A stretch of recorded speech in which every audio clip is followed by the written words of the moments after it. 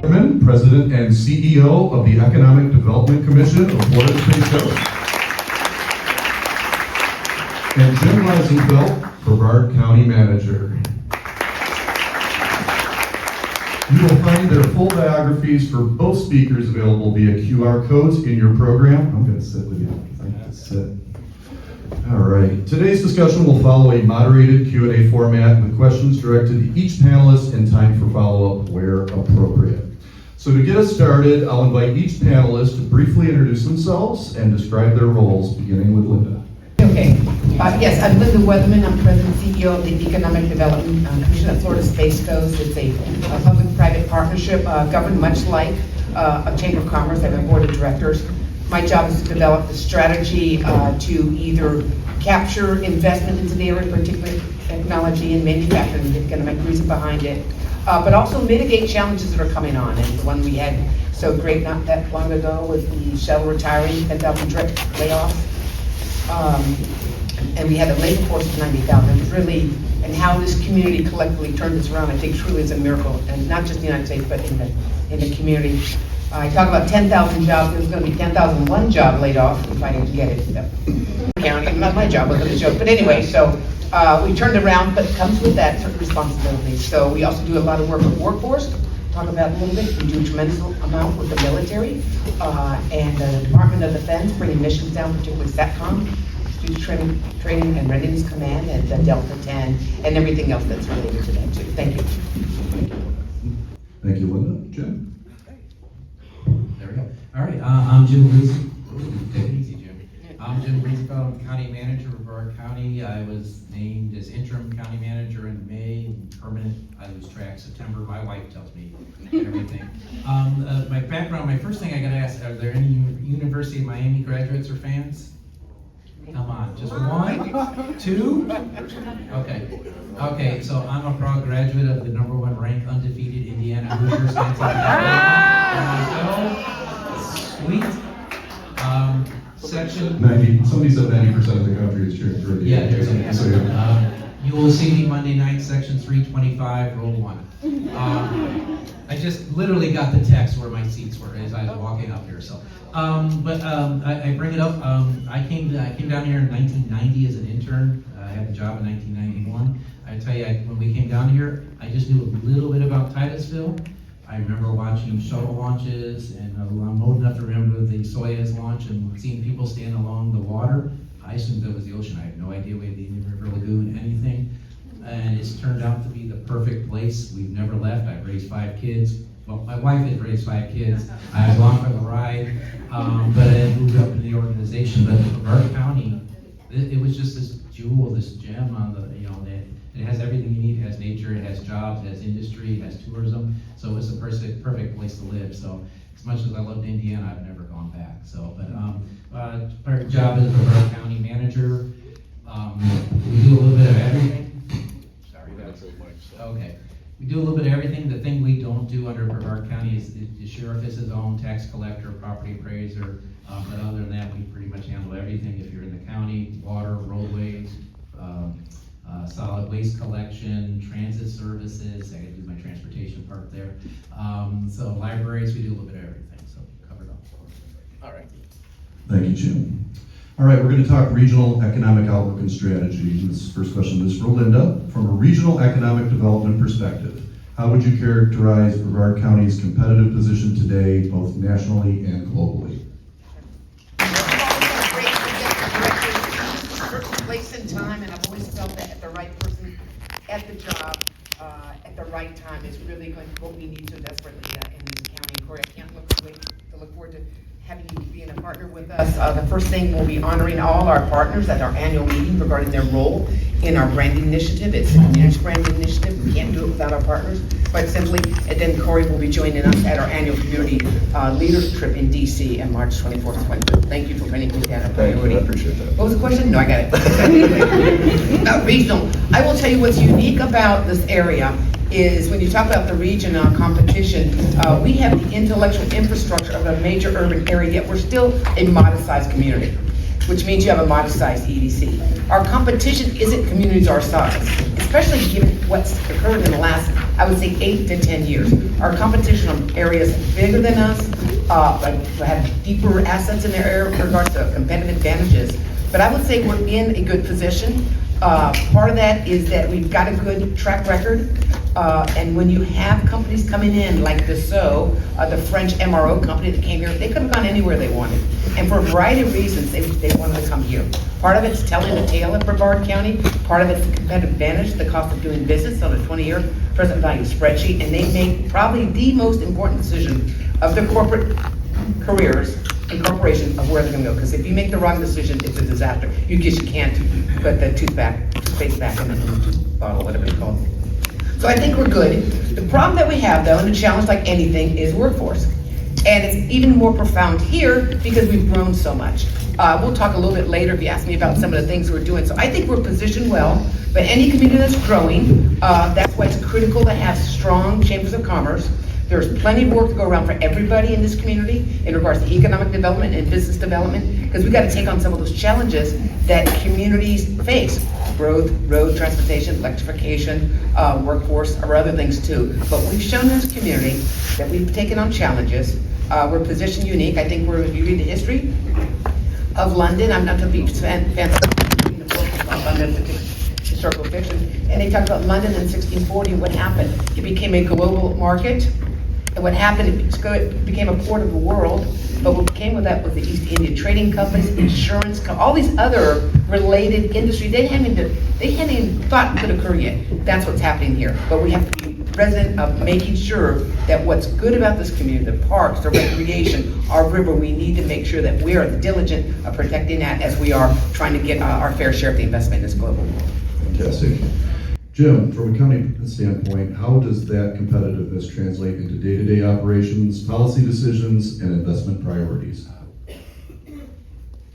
Lynda stole a few of my thoughts there, but no, you're perfectly fine. By the way, if I look a little nervous, I'm on stage with Lynda, so I mean, I'm still new at this, so what we try to do to help the growth and, measure of success, we make sure we gotta have systems that work. Now, the roads brought up, and so, there's always issues on the roadways. We don't control every roadway, so I-95, don't look at us guys, that's not us. And I drive that every day now, but so what we try to do to help with the growth and success, and we're in the background literally making sure our utility system's working. I mean, often, and we had a big discussion this morning, but you turn on the sink, the water comes out. Well, when you flush the toilet, it goes away. I mean, how often do you think that just an automatic thing? And you could do that you could be successful 999 million out of 100 billion times. It's that one time we're going to hear about. So we always work on that. We want to make sure that we have our parks and our libraries. That's what attracts the workforce. People look at that. They look at our the Indian River Lagoon is a major issue. People really love the lagoon. We want to keep that up. We work with the industries where it can. Tourism is the major factor for us. We do everything we can do to support that. We also work on our development side, our planning side. I'm going to jump in. I'm probably answering a couple of the other questions here.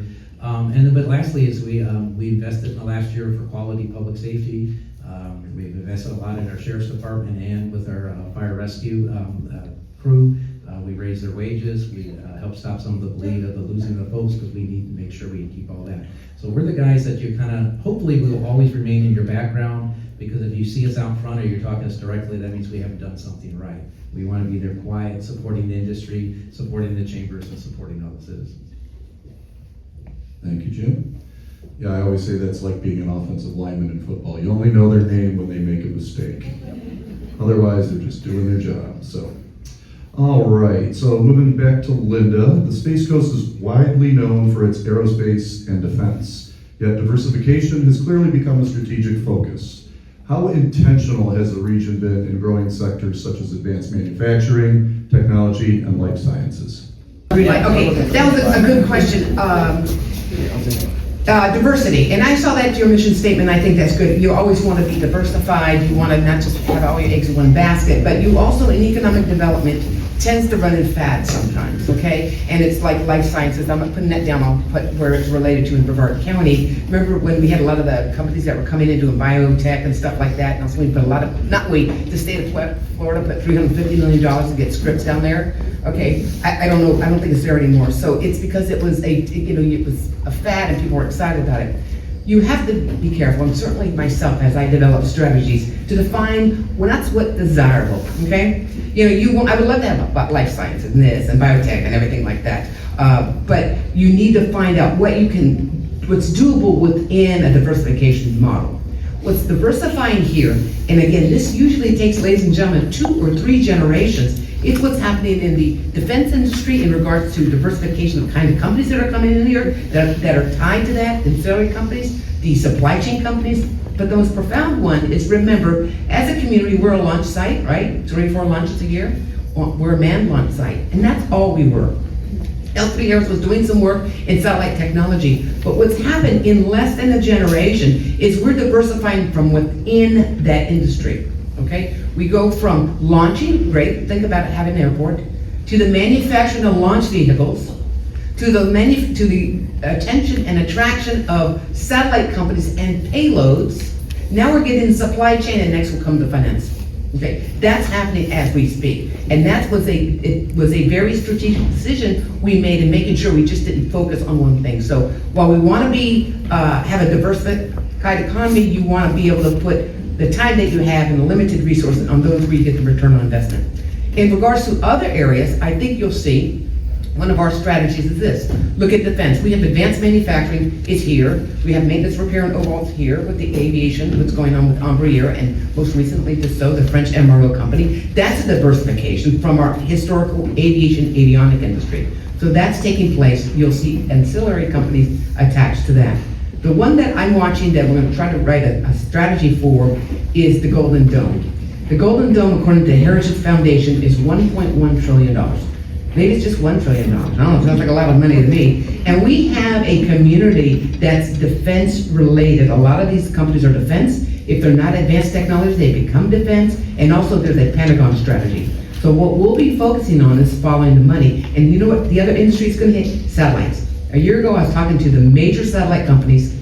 These were all the muckety-mucks, got in the room, and they're all talking about our satellites, and what we want to do is make sure that Cameroon is connected to Paris, that's connected to Bahrain. They were talking about the communications. I was there in November. They're talking about defense. Okay? It's like industry. You follow the money, right? That's exactly what's happening. That's what we're going to do. We're going to follow the money to follow the company. So that's a diversified strategy of the EDC responding to the marketplace. Yeah. All right, Jim, so as that diversification continues, what does the county need in place, whether infrastructure, land use, permitting, all that good stuff, to support those emerging industries? And the short answer, it depends where. It depends where you are in the county. 72-mile long county, 20 miles wide. We're working real hard right now on advanced water treatment plants in various parts. But the north part of the county, Space Center area, once again, I already mentioned, with the space industry, they need to be able to flush. They got to have capacity out there. And so we're working with, I keep saying SpaceX, Space Florida. We're working with the state of Florida. Yeah, Space Force too. Yeah, and increase our capacity, make sure it doesn't go on the ratepayers, but increase our capacity, help them with the industry. So we're there doing the base level. In the south area of the county, and I say it because I drive Ellis Road every day. I drive the wrong way according to traffic, but I see everyone going to Northrop Grumman, Harris, and I live over by the airport. So on that side, we're really looking at roadways, and we work with the TPO, we work with Representative Herodopoulos, Senator Mayfield, so we've got some funding. So you see Ellis Road being expanded to the 4 lanes. So we're working on infrastructure like that. Our city partners are great because West Melbourne's opening up a new water plant. So down the south end, you have a lot more incorporated municipalities. They're doing their work. On the north end, we have a lot more unincorporated areas. So we're working on the base structure there. Sorry, I rambled a little bit there. But and then all across the county, I go back again, is public safety. That's been the number one goal of our Board of County Commissioners. Want to make sure it's safe. We got to provide the service, make everything safe to keep the employees here, keep the workforce going, and what we can do. On the other side is we just upgraded our permitting process. It's called the Acela. If you've done permitting, it's fast. We just, literally turned it on. Today's Wednesday, we turned it on Monday. So we do it on the planning and development side. I will tell you, it's a struggle on ours. If anybody works in cities, getting your building inspectors, getting your plan examiners, those are tight, getting your right engineers. So we're doing what we can on the base end, so that way we can help the businesses move here, get their COs quickly, get them occupied, get them permitted correctly. Thank you, Jim. All right, let's talk workforce and talent pipeline. I know that's near and dear to everyone's heart here. So workforce availability remains one of the top concerns from employers. What gaps are you hearing about most often that companies that are looking to expand and relocate? Lynda. Again, if I'm focusing on my market, which is manufacturing and aerospace and aviation, but before that, I think everyone in this room is facing workforce challenges. Part of it's a generational thing. I'll be honest with you, I don't want to sound cheeky, but we'll get interns, and and they'll come in, and it's we start at 8 o'clock, and they can walk in at 8:15. I would have come in through the back door. I would have been ashamed that I was late. And I'm thinking, learn one thing in this job, it's what on time means. And I'm like, anyway, talk to them that way. So that's, maybe, I don't know. Yeah, life skills. Okay, cool, sorry. Soft skills. There's nothing soft about it. So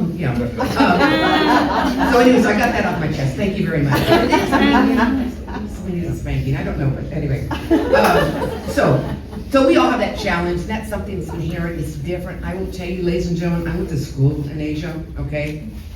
That generation, my generation, and I'm the oldest probably in this room, or one of the oldest certainly, they are the generation, the greatest generation, okay? Because their lives are going to be better than their parents' lives, and they have their eye on the prize, okay? They're not going to complain about 8:15. That's what scares me to death so much. It's not that, 8:15 is that's going to be our competition. And it's in the old days when, we couldn't have cross borders, globalization of the world, the competition is going to be there. So that's what's concerned about me on a personal level. In regards to the workforce, we have our challenges. What we've grown in many ways exponentially, not happening anywhere else. I think at the rate that we're growing, in regards to my market, which is manufacturing, aerospace, aviation, advanced technologies, you can imagine the impact on the need for workforce. What I'm focusing right now is what I call the certification-driven side. We need double E's and we need a university graduate, but that's a different approach. That's a talent attraction. That's working with universities. So and the EDC's done this over 10 years ago, and thank goodness I went to my board and they let me do it. But we started a training program. There's not an EDC in the country that's doing a training program 10 years ago. It's the entry-level core competency certified production training center. In fact, I gave a presentation about this to my Florida Economic Development Council, and one of my past chairs said, oh, don't go up. They'll take away your ideas. I go, oh, no. Nobody will want to do this. We're the only maniacs who take something like this on, and it's made a difference. Our next stage is this. I'll be really quick because I'm very excited. It's getting a lot of sizzle right now, and it's so fundamental. We just executed a study. I presented it last June. I'll give an update in April. And remember, all I do is challenge you. Look at workforce studies, okay? A company called me, I won't say what company it was, they called me up, they said, hey, Weatherman, we really like you, but we don't want to participate in the study because we've seen these studies. And my answer was, so have I, that's why we're doing this one. So this study, we went to the major companies in the area. We had an interview, it took us 3 months to find the right person to interview. It wasn't a survey, and I can now tell you, this is as granular, that's why it's getting sizzled. In the next 3 years, 7,100 jobs divided by 12 certifications. You can't get more specific than that. Working with Eastern Florida, I can tell you, this is the certifications you offer already. We need to boost the number of students. These are the certifications that you have an AS degree and that you can embed a certification. And these are certifications you don't have. It is really literally a playbook. This morning I was meeting with the president of Seminole State College. So we're not just relying on Eastern Florida because it is a heavy lift. It's unfair to put it on them. So we're going to all our areas. That's what we need to do. It's telling these, now I gotta go back. Because the reason I got that information, because our credibility is on the line. So I wanna make sure. So we can't just say, oh, we've got a problem, it's Career Source's problem. Oh, we got a problem, it is Eastern Florida's problem. We are part of that network and we meet every 2 weeks with our partners to make sure we address those issues. So it's not easy, every one of you have that same situation, so. So Jim, how is Brevard County partnering with school districts, higher education institutions, workforce organizations to better align education and training with employer needs, particularly here in South Brevard. And for Lynda, I got to do our board meeting last night, went to 9:30. I got in at 7:45, and I felt guilty that I was only there at 7:45. So there is generational differences. I would tell you real quick before I talk about partnering, we have about 2,400 employees.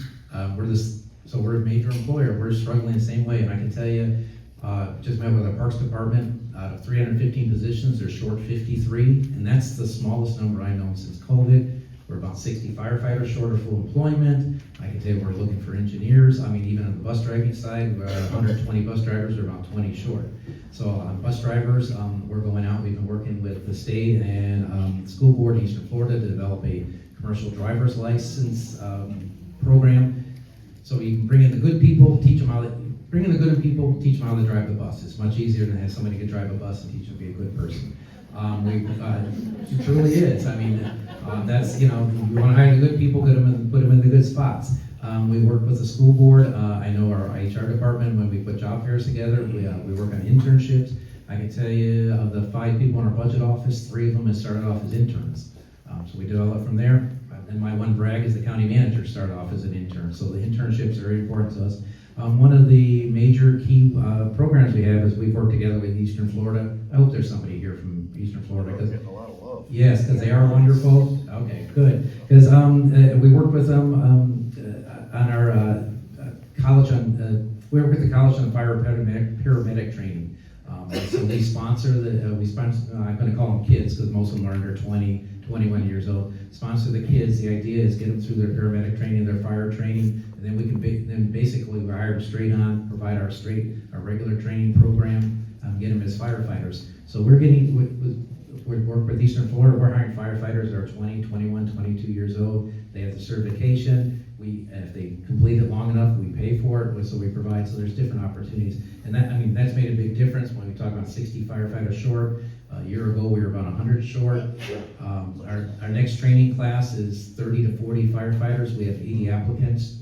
They tend to they go to other places or wash out, but that's the highest number we've had in a number of years, and that a lot of it has to do with we've made an effort to start partnering with the schools too, because Palm Bay has their program and with Eastern Florida. Thank you.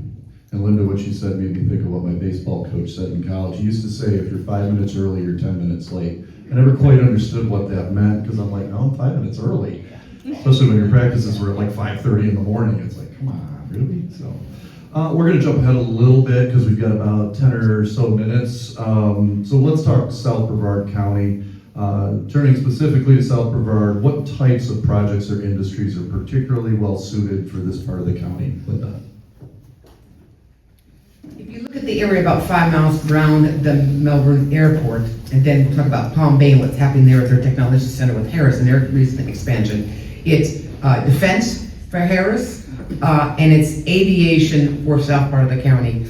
North of Grumman is one. By the way, real quick, North of Grumman, they're growing. It's been a long time. One of the jobs that they need, a kind of certifications, is wire harnessing. So it's not just, we're working with them every day, and it's not the double E engineer, PhD from Duke or something. It's those kind of things that we can help supply. So that's an example of a mainstay advanced technology company looking for something that's fundamental and critical in regards to a certification that we could deliver in just a few short weeks, actually. So I would say it's aviation. Again, if you look at what happened, again, just in 10 years, and I can't tell you in economic development how unusual it is. It started with Embraer coming here, which, by the way, I want to remind everybody of the 3-2 vote by the county commission. It came very close. Thank you, Helen. Thank you. There was my one vote right there. Funny, I was at things, and I was later on when it happened. It's really good. We're all excited about it. But back then, I guess we weren't so excited about it. Remember Jaguar?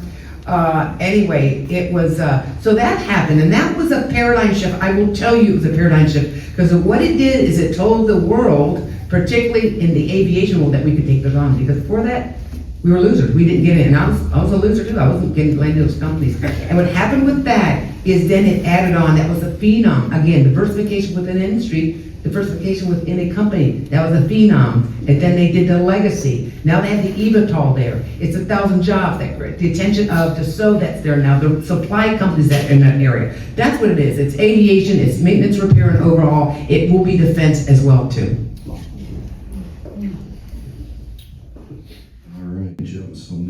you. From the county perspective, what distinguishes South Brevard in terms of infrastructure, readiness, land availability, and overall growth capacity? And I got I shouldn't do it, but just as me as a resident, every year made a difference. I live not too far from the airport. It's a sea change from when they came in. It's just amazing what that kicked off, started for South Brevard. South Brevard has a little bit, once again, it depends on the region. You're going to see, they're going to be happy, but you're going to see a lot of growth in North Brevard because that's where the land is. South Brevard, what the land you have is basically west of Melbourne and West Melbourne, out there by Heritage Parkway, a little bit further west, and you're going to see some movement there south of Palm Bay to the county line, around a little bit around the Mico area. But what you're going to see is we got major infrastructure items going on. It's Heritage Parkway. It seems like it opened yesterday. I'm going to guess it's probably been 10 years now. And then we made the connection to when I say we, it's everybody together. The connection to I-95 and Ellis Road. Ellis Road needs to be widened. You're going to see us, just yesterday, the board approved us to go out for procurement. We have 11 different water treatment plants and projects and wastewater treatment plants to go out. We're going to be building most of those by 2031. A good number of them are in the south area because we're going to have to find, Melbourne's the water supplier, but we do a lot of wastewater. So you're going to see a lot of support, a lot of effort on that side to make sure we focus on that. Our fire protection and emergency protections, a lot of what we do is how we fund stuff is by your property taxes. So, as valuation goes up, property taxes go up. Well, that's nice. We have a cap. The voters voted for the cap. But a lot of what we do is dependent on how much population it is. So, valuation could double, but we're limited to the cap by 3%. But if you get 10% growth in population, well, you got to grow your fire stations by 10%. You got to have your parks go up by 10%. So there's always going to be the duality, a little bit of struggle there. So we're always going to try to make do on that. The other big thing, at least I'm sure you're not terribly thrilled in South Brevard. If you drive out 192, you see it started. We're building our new landfill. That'll be over the stages over multiple years. The first stage is $85 million. That's still got a few years to go because, once again, you can't grow if you don't have capacity to put your solid waste. So everything, as I'm trying to tell you guys, a little different transit. Hopefully, we're the linemen. You don't see us until we have a holding penalty, and then we'll have to fix it up and apologize to the coach. But that's the infrastructure you see a lot from South Brevard. You're going to see some movement on Babcock Street. We just made an agreement with Palm Bay to repave that. There's motion to get that to 4 lanes. So that's the stuff you're going to see. Like I said, you're not going to see the solid waste. You're not going to see the water treatment. You're going to see the roadways, but there's going to be a lot of work that we're going to do all across for infrastructure. And that's the main deal. Sorry, real quick. And you're in a little bit better shape. Maybe that's not the right words in South Brevard because we're much more incorporated. Up in the north area, we're more spread out. I know people don't like higher density. Higher density is a little easier to serve, put plants in and that sort of thing. So that's where South Brevard has a little bit of advantage. And I hear property taxes may be a discussion up until the half of this year, so keep tuned for that. So I'm going to combine the last couple questions kind of into one question for both of you. It'll be the same question. So looking ahead 2 to 3 years, what should business leaders be most optimistic about regarding the future of the Space Coast, and how can organizations like the Chamber best assist you in your efforts?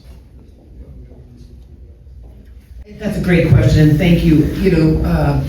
This community is changes. Its challenges are more sophisticated, so we need to have a more sophisticated approach to how we've addressed them in the past. This is where the Chambers will play a critical role. Number one, in helping brand this community, and maybe I'll come back sometime if you invite me to talk about the branding. And Cory wore his pen, mine fell off, so forgive me. To help us with the branding, it wouldn't work. And I'll give you a quick story. I was at a round table a couple of years ago, not that long, maybe 3 years ago, and some Europeans and some Americans.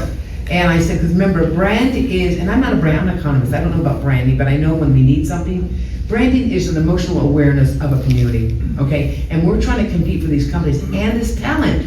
They're gonna be like, I don't know, Broward County, or are you Orlando? They don't know, we don't have a distinct identity. I asked these people, if I said the Space Coast of the United States, what would you say? The Europeans had no idea. It's 3 years ago. The United States people, I said, if I said the Space Coast, where? They go, Florida. Oh, good, we're in Florida, Miami? See, they don't know. That's why I'm very careful not to have any alliance, not because it's a smuggy thing. With Orlando, we have to have that distinct identity, okay? So that's it. But number two, it's talking about the challenges that Jim just talked. We're gonna have challenges, and we need to, as a community, the same way we addressed our economic challenges, to get there collective. That's the beauty of a small town. And I would ask each one of you, if you don't, and I asked my board this, I gave a speech to the yacht club the other day, the Muckety Muck's there, and they said, what can we do? And I said, here's what you can do. I said this, know your county commissioner, because you're right. The only time, Liz can tell you stories, the only time, I mean, I would sit there, and I'd see, hear the calls coming in, I'd hear somebody, they're calling, they're complaining about that when the garbage went away, the garbage fell out, and they kept going. I'm thinking, well, get a phone, get a broom. You're calling, I mean, launch it, you could look the number. I mean, you could flip it up quicker than that, but that's not, you know. So, you know, enough already. They have challenges, and believe me, the calls they get are always complaints. And you are experts in your field. So I would take 15 minutes of the time and say, here's who I am, and listen, yeah, I know it's tough being a county commissioner. Doesn't mean I'm always gonna agree with you, but if you ever question about this, let me give you my life experience and my work experience. I think it will do the world of good, because sometimes this community is captured and is driven by a certain group, and this business community needs to speak up and say what they need, and we can make it happen, because we have challenges, but we're all in this together. So I beg you to know your county commissioners. Don't call them when you have a problem. That is the toughest job you can have. Talk to Helen. It's a tough job, and people go in there for different reasons, but they are critical, and they drive this county in many ways. And if not, talk to your city council. I always hear people criticize, like, well, then you do that. Then you run for office. All right. Okay? So please do that, and if you have one particular point of interest, you have to follow it. Read the information. Read the newspaper. Become an expert. Ask your commissioner, what is it? Let me hear the background. Oh, I don't know, that's a good approach. How about this? It will do a world of good. And then the sweetness of the small town, we can make it happen. Thank you. All right, same question. All right. Which Lynda did wonderful. I would add to that, one of the things, when I was transit director, I tell citizens and stuff, but if they would talk to an elected official, one citizen talking to an elected official is worth 10 of me talking to an elected official. That's how much the impact it is. As the chambers need to go out and support and get community involvement. Monday night down in Palm Bay, we had a wonderful, wonderful meeting to talk about sorrel.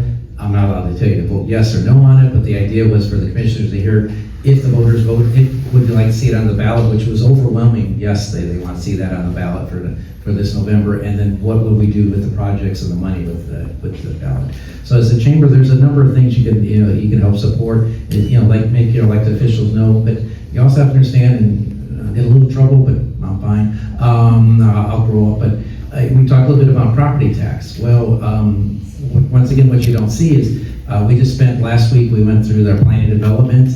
I have a plains examiner, and actually, he's 80 years old. He loves working. He keeps working every day. He's a friend of mine, related to my neighbor, so I see him regularly. So we're sitting there trying to plan what we can do to meet the growth in the future. So it isn't just the obvious stuff like roads and sewers. You need to understand that if we reduce property taxes, reduce service, that's also reducing the stuff that you don't see every day. That we may, we have, 4 plan examiners have to go through things, they're gonna review 10 plans a day. I'm making up numbers, guys. All of a sudden, next thing you know, and so that, it takes them 5 days to get through your, get you back to feedback. Well, all of a sudden, we have to reduce it, reduce it by 2, now we're taking 20 days or 15 days to get the plans back to you. That means a lot to us, so it's very important.